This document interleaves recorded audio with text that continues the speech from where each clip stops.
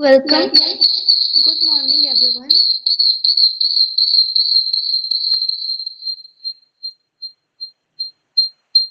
My name is Saidat Sambatul.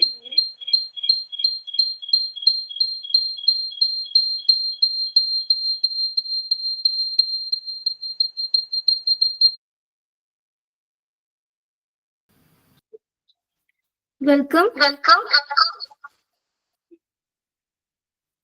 My name is Saitep Sambatul and I will be your host for today's discussion. Today we have an exciting session lined up for you where we will exploring injury prevention and management in sport. Our guest speaker, Dr. Muhammad Abu Bakr, will share their insights and expertise on this topic, and we will also have a questionnaire session to address any question you may have. I would like to give a short introduction about this organization, Health Physio Welfare Society. This is a non-profit organization. Our focus is to provide quality of workshops, webinars, seminars, and camps in a pocket-friendly budget. We give our best to maintain our standards and meet our students' expectations. We focus on student growth. The founder of this organization are Dr. Arzu Tariq, Dr. Syed Aktasam Batul. Without further delay, let's get started. Dr. Muhammad Abu Bakr, please take it away.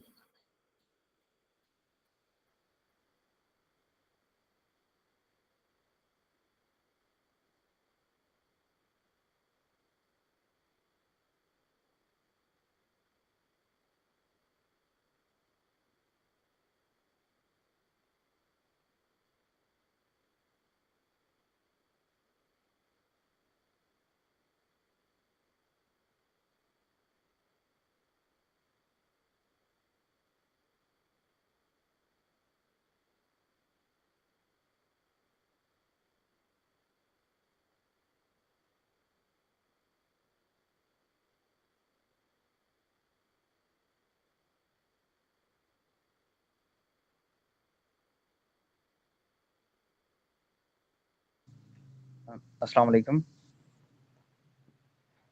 आवाज़ आ रही है मेरी? जी, वालेकुम अस्सलाम। हाँ जी। myself doctor Mohammad Abu बकर, sports physiotherapist. आज का जो हमारा टॉपिक है वो injury prevention and sports in management in sports. ये जो टॉपिक है, अब मुझे जिस तरह से गाइड किया गया था तो उस हिसाब से फिर मैंने बताया कि स्पोर्ट्स के बारे में हमारे फिजियोथेरेपिस्ट को कुछ खास जो है मतलब इंट्रोडक्शन नहीं है और उस हिसाब से वो ट्रीटमेंट भी नहीं दे पाते, तो हमें कुछ स्पोर्ट्स के बारे में कुछ डिस्कशन करना चाहिए। तो ये इंशाल्लाह बड़ा अच्छा टॉपिक है। आप इसमें से कुछ ना कुछ सीख जाएंगे। तो सबसे पहले हम बात करते हैं कि role of physiotherapy in sports. अब देखें, स्पोर्ट्स जो है एक समझें कि कंबाइंड टर्म है जिसमें काफ़ी ज़्यादा जो है गेम्स आ जाती हैं।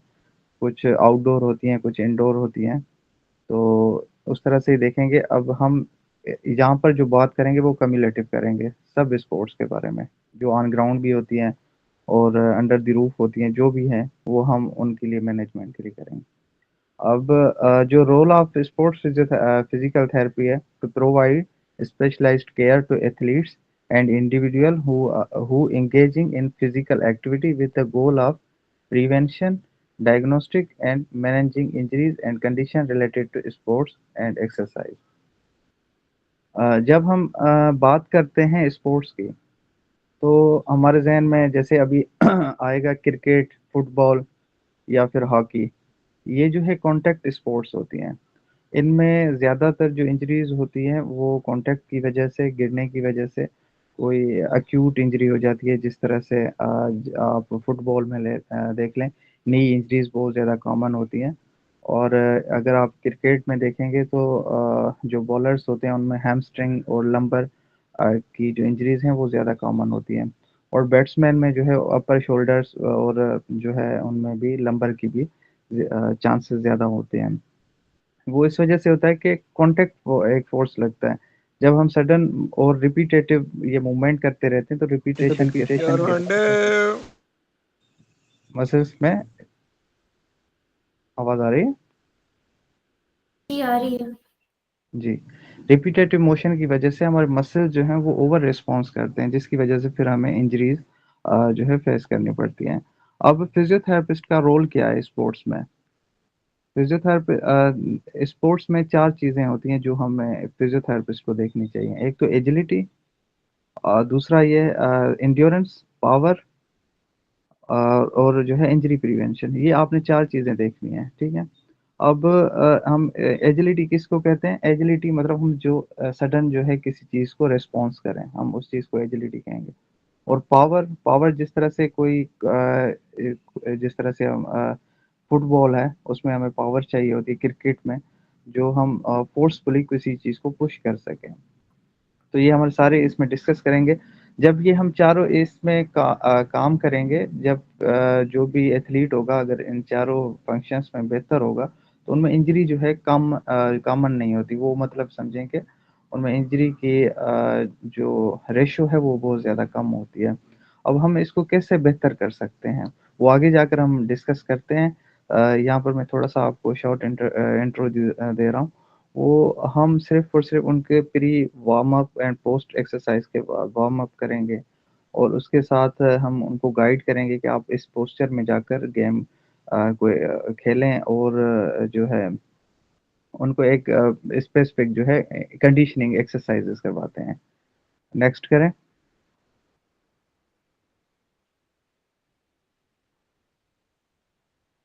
जी, फ़िज़ियोथेरेपी में हमारे गोल्स क्या होंगे एज़ अ फ़िज़ियोथेरेपिस्ट? जैसे मैंने पहले ही बात की कि इंजरी प्रिवेंशन। अब देखें इंजरी प्रिवेंशन को अगर हम डिस्कस करें, तो अगर एक एथलीट है जिसको इंजरी हो जाती है, तो वो फिर नॉर्मल जो है अपनी जिस तरह से पहले वो अपने एक्शन प्रोवाइड करता है, उस तरह से नहीं हो पाता। ज आप देख लें क्रिकेट में देख लें आपको अगर याद हो उमर गुल एक बॉलर होता था पाकिस्तान का। उनको घुटने की इंजरी हुई थी, उसके बाद फिर वो खेल भी नहीं सका क्योंकि जब एक दफ़ा इंजरी हो जाती है तो फिर उनकी जो है परफ़ॉर्मेंस एथलीट की वो नहीं रहती। उसके बाद एक और एग्ज़ाम्पल है पाकिस्तान के बॉलर शाहीन शाह अफ़रीदी। उनको भी देख लें, उनको भी नी की इंजरी हुई, उसके बाद उनकी बॉलिंग एक्शन और सब में बहुत ज़्यादा डिफ़रेंस हो गया और उनकी परफ़ॉर्मेंस पे फ़र्क आ गया। तो सबसे पहले जो भी टीम होती है, जो भी ऑर्गनाइज़ेशन होती है, उनका ख़्याल होता है कि हमने प्रिवेंशन करनी है इंजरी से, इंजरी होने ही नहीं देनी। अगर हो गई है तो उसको जल्दी से हमने कवर करना है और कवर भी कर लिया है तो अब नॉर्मल टू जिस तरह से पहले उनकी गेम थी उस तरफ हमने लेकर आना है। ये बहुत ज़्यादा जो है डिफ़िकल्ट टास्क होता है, जिस पर बहुत ज़्यादा मेहनत चाहिए होती है। एक तो फ़िज़ियोथेरेपिस्ट की, एक टीम की और दूसरा जो एथलीट है, उनकी भी इसमें जो है कोऑपरेशन चाहिए होती है। तो हमने तो इंजरी प्रिवेंशन जैसे डिस्कस कर लिया कि मतलब उनकी ट्रेनिंग करनी है। एक तो ये गोल है हमारा, फर्स्ट हमारा यही गोल होता है और उसके बाद इंजरी मैनेजमेंट। अगर तो इंजरी हो गई है, तो उसके बाद हमने इसको डील किस तरह से करना है? इसको कितने मंथ में जो है हमने कवर करना है। जैसे जो है अगर सॉफ्ट टिश्यू स्ट्रक्चर की कोई इंजरी हो जाए, तो उसमें हम फिर मिनिमम भी 3 टू 4 मंथ जो है हमें चाहिए होते हैं, इसको हम रिकवर करें। ठीक है? जिस तरह से एसीएल की इंजरी हो जाती है या फिर और भी स्ट्रक्चर्स हैं, उनको 3 मंथ हमें चाहिए होते हैं, जिनको हम जो है मतलब मैनेज कर सकें। और उसके बाद है रिहैबिलिटेशन। रिहैबिलिटेशन एक वास्ट टर्म है, जिसका मकसद ये है कि हम प्रायर टू जो इंजरी उनका स्टेटस था, उसमें हम उनको वापस लेकर जाएँ। अगर पहले वो की स्पीड से बॉल कर रहा है, तो इंजरी के बाद उनकी स्पीड आ गई है, तो हमें उनको एक हमारी रिहैबिलिटेशन होता है। अब रिहैबिलिटेशन को अगर हम डिस्कस करें, design and implement rehabilitation program to restore the function and performance. जो उनका लॉस हो गया है फंक्शन, हम उनको रिस्टोर करेंगे। और परफॉर्मेंस एनहांसमेंट, अब ये है, अब देखें जैसे हमने पहले ही बात की कि परफॉर्मेंस इन्हांसमेंट असल जो बेसिक पर्पस होता है फिजियोथेरेपिस्ट का, परफॉर्मेंस इन्हांसमेंट कैसे करें। एथलीट है 110 की स्पीड से बॉल करवा रहा है या 150 की स्पीड से बॉल करवा रहा है। अब एक चैंपियनशिप आने वाली है, मैं लग रहा है कि 6 मंथ के बाद एक कोई चैंपियनशिप है वहाँ, क्योंकि मैं बॉलिंग का इसलिए बार बार एग्जांपल दे रहा हूँ क्योंकि हम पाकिस्तान में बहुत ज़्यादा जो जिस पर गेम पर फोकस करते हैं वो क्रिकेट ही है, ठीक है। तो अब एक एथलीट है जो 150 की स्पीड से बॉल करवा रहा है, तो आगे 6 मंथ के बाद जो है एक कोई ना कोई बड़ा टूर्नामेंट या फिर इवेंट आने वाला है। तो हम फिजियोथेरेपिस्ट का ये पर्पस होगा कि इसके जो 150 पर बॉल करवा रहा है इनकी जो है परफॉर्मेंस 160 तक हमने हमें लेकर जानी है।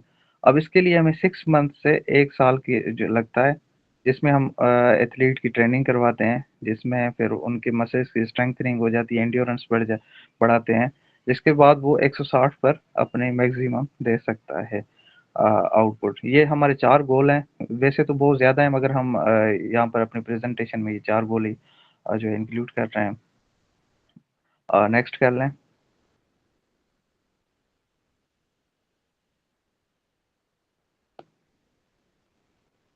Sports injuries. स्पोर्ट्स अगर कोई गेम हो रही है तो हमें कौन-कौन सी इंजरीज फेस करनी पड़ सकती हैं, क्योंकि स्पोर्ट्स में जैसे इमरजेंसी रिस्पॉन्स चाहिए होता है, ठीक है। कुछ तो बहुत ज़्यादा सीवियर किस्म की इंजरीज होती हैं, कुछ जो है वो माइनर भी होती हैं। अब उनमें कौन सी है, पहले तो आप सबको पता है कि इंजरीज के जो है क्लासिफिकेशन अगर देखी जाए तो उसमें एक्यूट और क्रोनिक आ जाती है। एक्यूट इंजरी क्या होती है कि कोई इंजरी हुई है उसके बाद उनको जो है पेन वगैरह, स्वेलिंग, ये जो 5 चीज़ें होती हैं कार्डिनल साइन ऑफ इन्फ्लेमेशन, वो होंगी तो हम उसको एक्यूट इंजरी कहेंगे। इनका फिर क्लासिफिकेशन है, मुख्तलिफ बुक्स जो है रेफर करते हैं। कोई 24 आवर्स कहता है, कुछ 36 आवर्स कहते हैं। वो हर किसी की मुख्तलिफ क्लासिफिकेशन है, वो उस हिसाब से डिवाइड करते हैं। उसके बाद क्रोनिक आ जाती है। क्रोनिक मतलब 2 वीक्स से ज़्यादा अगर इंजरी को हो जाए तो हम उसको क्रोनिक इंजरी कहेंगे। और heart tissue injury, heart tissue में हमारे बोन्स आ जाते हैं। बोन्स की इंजरी कम ही होती है स्पोर्ट्स में, मगर जब फुटबॉल और हॉकी की बात करें तो वहाँ पर जो है हार्ट टिश्यू इंजरी होने के चांसेस बहुत ज़्यादा होते हैं। या फिर आपको अगर आइडिया हो, रग्बी एक गेम होती है, रग्बी में भी जो है हार्ट टिश्यू इंजरीज के बहुत ज़्यादा चांसेस होते हैं। उसके बाद है soft tissue injury. Soft tissue injury आपको जिस तरह से पता है, मैंने पहले भी बताया, मसल्स हो गए या फिर हमारे लिगामेंट्स हैं, टेंडन्स हैं, तो उनकी इंजरीज को हम सॉफ्ट टिश्यू इंजरीज कहेंगे। ये मोस्टली कॉमन जो है क्रिकेट में और फुटबॉल में ये बहुत ज़्यादा होते हैं। जी नेक्स्ट क्या लें।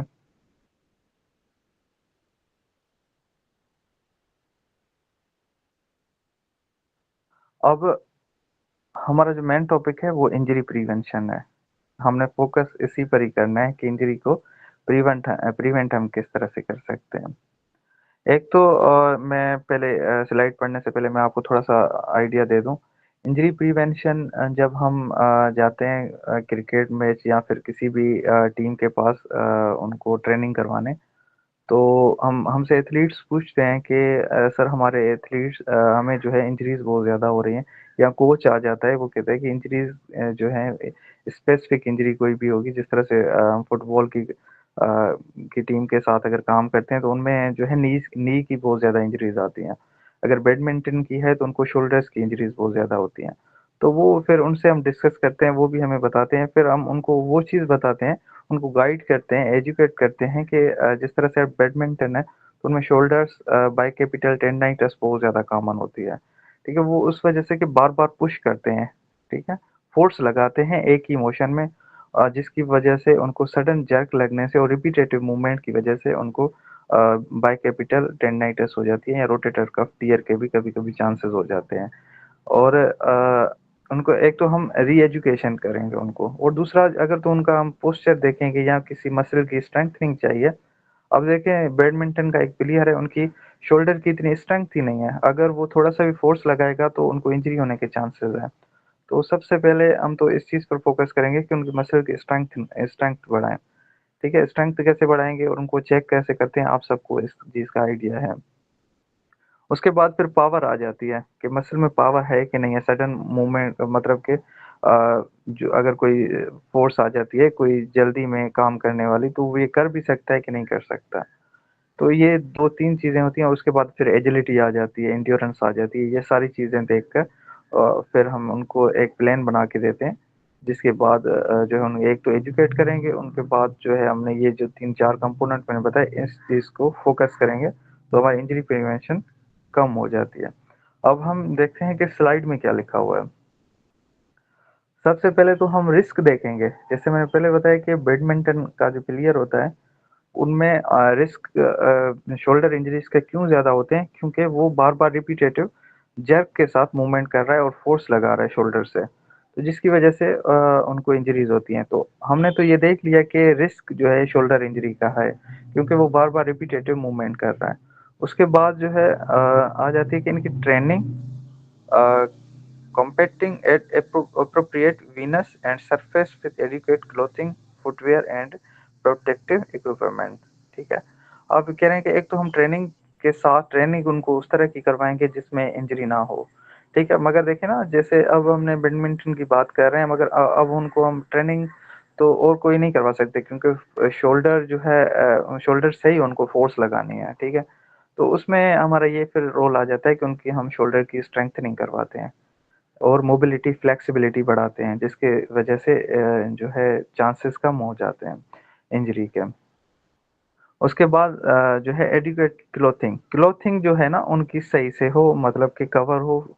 ये हम कॉन्टैक्ट स्पोर्ट्स में देखते हैं, वो ज़्यादा जो स्किन की इंजरीज होती हैं या फिर कोई इन्फेक्शंस होते हैं, तो वो स्प्रेड हो जाते हैं। उसमें ये चीज़ जो है देखनी पड़ती है कि उनके क्लॉथिंग जो हो वो नॉर्मल हो। और फुटवियर, फुटवियर जो है सही होना चाहिए। अगर आप फुटबॉल में आप नॉर्मल कोई फुटवियर पहनकर आप जाते हैं, तो आपको इंजरी होने के बहुत ज़्यादा चांसेस हैं। और इक्विपमेंट जो हो आपके पास प्रॉपर होने चाहिए। ठीक है, और दूसरा है कि करेक्टिंग पुअर टेक्निक और बायोमैकेनिकल अलाइनमेंट एबनॉर्मलिटीज। ठीक है, अब आप देख लें क्रिकेट में कुछ एथलीट्स होते हैं, उनका पोस्चर और अलाइनमेंट ठीक नहीं होती। अब फिर से हम शाहिन शाह अफरीदी की तरफ आते हैं कि उनका अगर आप देखेंगे, जब वो पहले क्रिकेट में आया था, तो उनकी जो लाइन और लेंथ थी और पोस्चर था जो बॉलिंग करने का, वो कुछ मुख्तलिफ था। अब उन्होंने कुछ मुख्तलिफ चेंज कर लिया है। ठीक है, क्योंकि वो इंजरी के बाद ये इस तरह से कॉम्प्लिकेशंस आती हैं, फिर हमारे जो है कोच वगैरह और एथलीट वगैरह इस चीज़ पर फोकस भी नहीं करते, क्योंकि उनको ज़रूरत नहीं होती। उनका नाम बन चुका होता है, उनको फिर कोई हटाने वाला नहीं होता, तो इस वजह से वो काम भी नहीं करते इस चीज़ पर। तो देखें कि ये उनकी पुअर टेक्निक है। अब शाहिन शाह अफरीदी को दोबारा भी ये मसला हो सकता है, क्योंकि उनकी अब टेक्निक सही नहीं रही। ठीक है, तो इन चीज़ों पर हम फोकस करके इंजरी को हम प्रिवेंट कर सकते हैं। नेक्स्ट।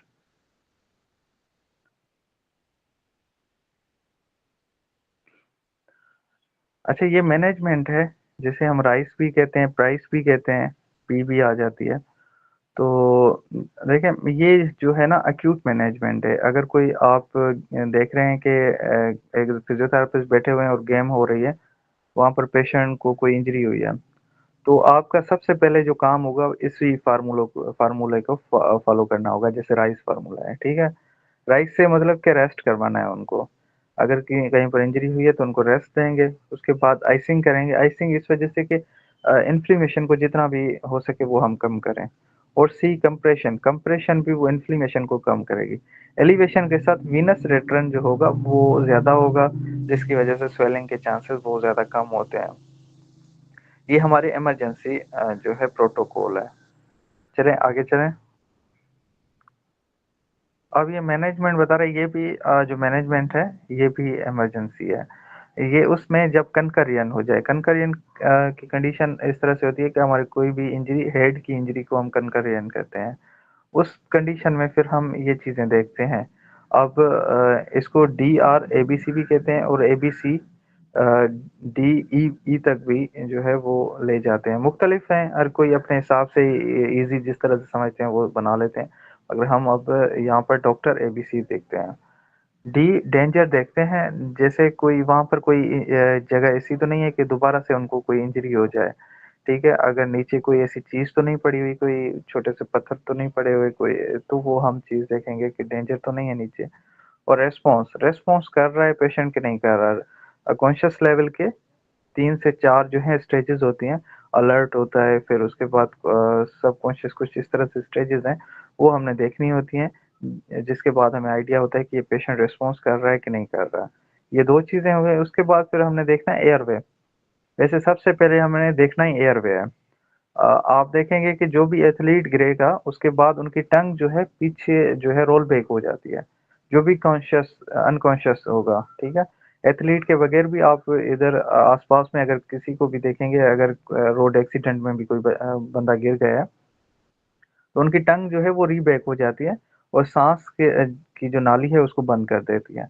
और अगर आपके सामने कभी कोई इस तरह का केस हो तो आपने करना क्या है, उनकी टंग को जो है सीधा करना है, ठीक है। वो आप फिंगर से कर लें या फिर आपके पास कोई इंस्ट्रूमेंट हो उसके साथ कर लें, मगर वो करना लाजमी है, वरना फिर उस 7 मिनट तक तो उनके पास गोल्डन पीरियड होता है, उसके बाद फिर डेथ जो है वो कॉमन हो जाती है। तो इस चीज़ का आपने ख्याल रखना है। ये एपिलेप्टिक जो केसेस होते हैं एपिलेप्सी के, उनमें भी ये चीज़ कॉमन है। तो ज़बान जो है वो पीछे हो जाती है, जिसके बाद सांस के जो है आना जाना रुक जाता है, और अगर हम उसको ठीक नहीं करेंगे तो वो जो है मतलब कि फर्दर कॉम्प्लिकेशन या फिर डेथ भी हो सकती है। एक तो ये हमने ज़बान का देख लिया, दूसरा कि कोई चीज़ ऐसी अंदर तो नहीं गई, जैसे कोई ये अब बच्चों की मैं बात कर रहा हूँ। बच्चे जो होते हैं उनमें अक्सर जो है कोई न कोई ऐसी चीज़ खा लेते हैं जिसके बाद उनको साँस बंद हो जाता है, ठीक है? तो इस तरह से हम देखेंगे कि कोई उनके मुँह में कोई चीज़ फँसी तो नहीं हुई है। अगर हम स्पोर्ट्स में देखेंगे तो उनके मुँह में जो है मसलेविया तो नहीं है या फिर कोई ब्लड तो नहीं है। अगर इस तरह की इंजरी हो तो फिर आपने वो जो है फिंगर से उसको निकाल लेना है और एयरवे को क्लियर करना है। आपने एयरवे को मेंटेन रखना है, ये इमरजेंसी प्रोटोकॉल है। बी के साथ ब्रीथिंग चेक करेंगे। ब्रीथिंग के लिए आपको पता है कि हियर करेंगे और चेस्ट को देखेंगे कि वो मूव कर रही है, और जो है नोज़ के सामने हाथ रखेंगे कि हमें महसूस हो कि ये साँस ले पा रहा है कि नहीं ले पा रहा। उसके बाद सर्कुलेशन, सर्कुलेशन हम किस तरह से देखेंगे, वो जो है हमारी जो पल्स जहाँ से मेजर करते हैं, जैसे रेडियल नर्व हो गया, कैरोटिड आर्टरी हो गई, और भी मुख्तलिफ जगह हैं जहाँ से हम देखते हैं कि सर्कुलेशन हो रही है कि नहीं हो रही। अगर देखेंगे कि इनमें से कुछ चीज़ें जो हैं, मतलब जैसे एयरवे भी क्लियर है, ब्रीथिंग नहीं आ रही और सर्कुलेशन भी नहीं हो रही, तो फिर आपने सीपीआर का प्रोटोकॉल देना है। ये इमरजेंसी प्रोटोकॉल है और ये सबको मैं तो कहता हूँ कि करना चाहिए। ये कभी भी किसी भी टाइम किसी को भी इमरजेंसी हो सकती है, इवन के हर घर में भी इस तरह की कॉम्प्लिकेशंस आ जाती हैं, तो सीपीआर करना चाहिए। सीपीआर में हम क्या करते हैं कि मैन्युअली हम प्रेशर चेस्ट पर अप्लाई करते हैं और जो है मैकेनिकली जो है हम उनको जो है मतलब कि एयर पुश करते हैं उनके माउथ में, जिसके बाद उनकी लाइफ जो है वो बच जाती है। और काफ़ी ज़्यादा जो है इस तरह के केसेस होते हैं जिनमें उनको लाइफ सेविंग ये मेथड है और ये पेशेंट बच भी जाते हैं। अगर हम ये प्रोटोकॉल ना अप्लाई करें तो फिर जो है डेथ भी हो जाती है। चलें आगे।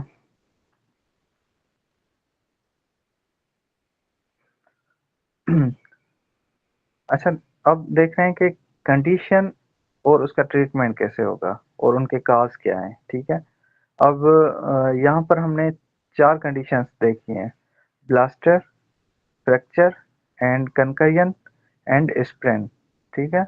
इसके बाद भी बहुत ज़्यादा हैं, मगर हम जो है ज़ाहिर है इतना इसमें क्योंकि ये स्पोर्ट्स बहुत ज़्यादा वास्ट फील्ड है, मगर हम थोड़े से ही एरिया को अभी कवर कर रहे हैं। जैसे ब्लास्टर है, ब्लास्टर इस वजह से कोई बर्न हो गया होता है या फिर कोई इस तरह की इंजरी होती है, तो या फिर फ्रिक्शन पैदा होने की वजह से ब्लास्टर जो है बन जाता है, ठीक है? ब्लास्टर के लिए हमने क्या करना होता है कि उनको उनका ट्रीटमेंट क्या होगा, उनको क्लीन करेंगे और अवॉइड करेंगे इनको बर्स्ट नहीं करना, ठीक है? बर्स्ट करने से वो फिर फैलता है तो दूसरी एरिया जो होती है उनके सराउंडिंग उनको भी अफ़ेक्ट कर देता है। और फ्रैक्चर, फ्रैक्चर आपको पता है कि वो उनकी भी बहुत ज़्यादा इक़साम है। कोई हेयरलाइन फ्रैक्चर होता है, कोई ग्रीन स्टिक होता है, कोई कंपाउंड होता है, कोई मतलब कि फिर उनकी फर्दर क्लासिफ़िकेशन ए, बी, सी के हिसाब से होती है।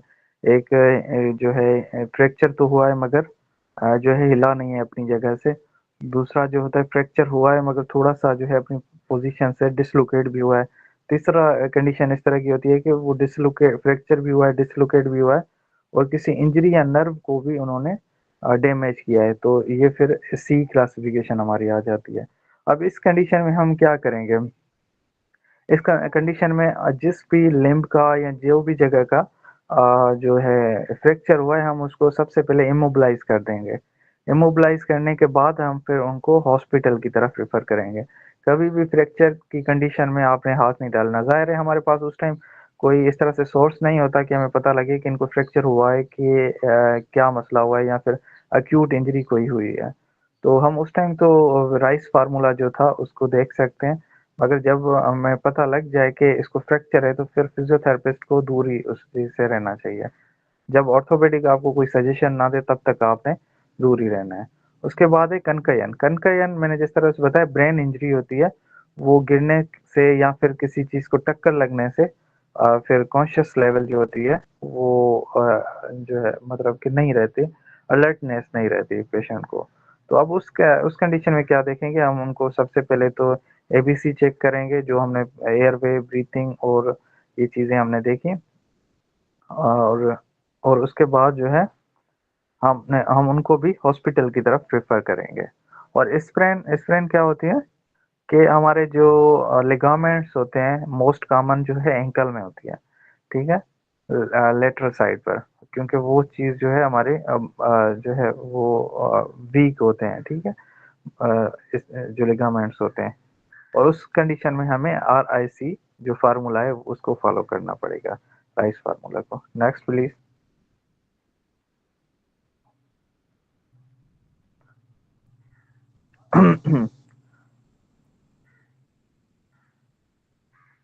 अब ये देखें, एक प्रोटोकॉल दिया हुआ है कि हमने किस तरह से लेकर चलना है किसी भी एथलीट को, ठीक है।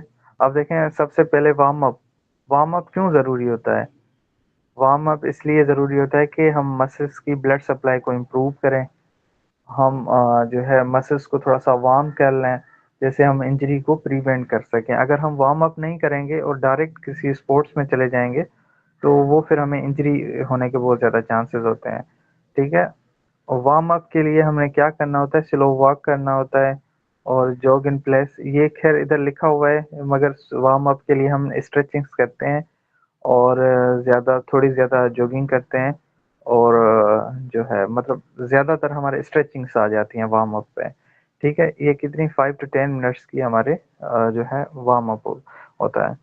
ये सिर्फ एथलीट की मैं बात कर रहा हूँ। अगर हम नॉर्मल देखेंगे तो 5 टू 10 मिनट्स में हम स्ट्रेचिंग्स करें तो जो एथलीट नहीं होते वो तो बेचारे वैसे ही थक जाते हैं। ये सिर्फ और सिर्फ एथलीट के लिए है कि 5 टू 10 मिनट की उनको हम स्ट्रेच जो है वार्म अप करवाते हैं। बाकी अगर कोई एमेच्योर एथलीट है तो उसके लिए हम 1-2 मिनट भी कर सकते हैं। उसके बाद है स्ट्रेचिंग्स, अप टू डाउन, ऊपर से लेकर आपने नीचे की तरफ जाना है और ये 20 टू 60 मिनट्स, ये टाइम जो है वेरी कर सकता है, ठीक है। स्ट्रेचिंग्स आपकी 4 टू 5 मिनट्स में सारी हो जाती हैं, ठीक है। तो उसके बाद है एक्टिव एक्सरसाइजेस। एक्टिव एक्सरसाइजेस कौन सी हैं? साइकिलिंग हो गई, रनिंग हो गई और डांसिंग वगैरह।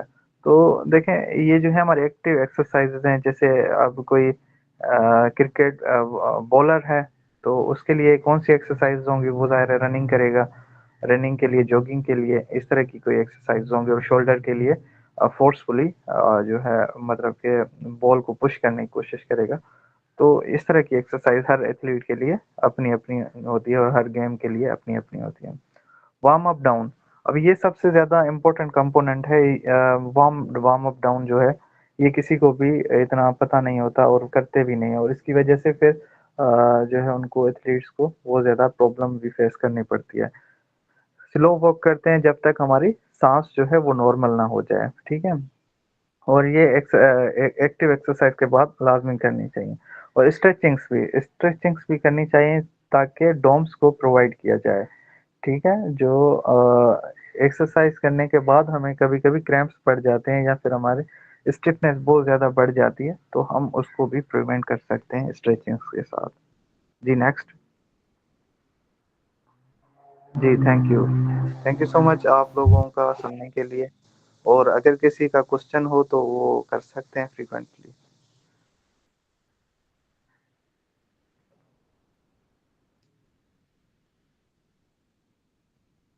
किसी का क्वेश्चन है? दो रीजन होती हैं क्वेश्चन के, या तो सारा कुछ समझ आ जाता है या तो कोई भी कुछ भी समझ नहीं आता। ठीक है, अब मुझे पता नहीं है कि सारा समझ आ गया है कि किसी को कुछ समझ नहीं आया। नहीं सर, क्वेश्चन तो नहीं है, इंशाल्लाह सारा समझ आ गया है। मतलब अच्छा ऐसी कोई अच्छा। बात नहीं है कि नहीं आया। अच्छा अच्छा। चलें ठीक है फिर, थैंक यू। इस सेशन को हम वाइंड अप करते हैं। Okay, Allah Hafiz. Allah Hafiz, thank you so much. बाकी सब अपने अटेंडेंस जो है ना वो मार्क करते हैं, नेम वगैरह लिखते हैं, ग्रुप में भी लिखते हैं या इधर ही टाइप करते हैं। जी, तूबा ने हैंड रेस की है।